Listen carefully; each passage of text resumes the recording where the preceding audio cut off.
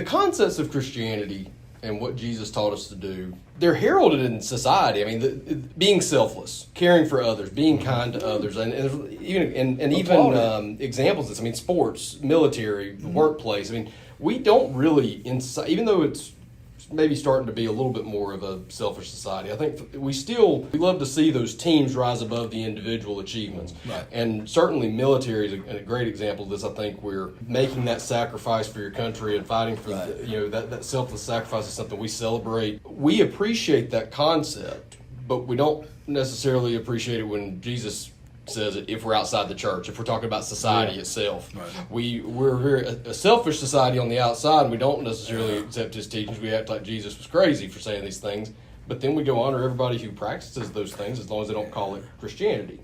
And I think you're exactly right. And I think the way I would say it is, society applauds it, but society doesn't practice it. Mm-hmm. And that's why it's applauded. That's a great way. And I think the reason they applaud it is rare.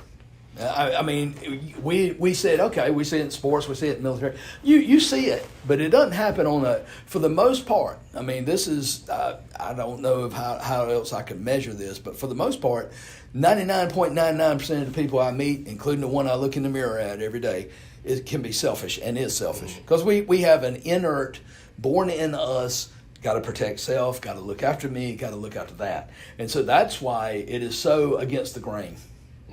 When Christ says, no, die to self. You honor others above yourself. Look after those, not you.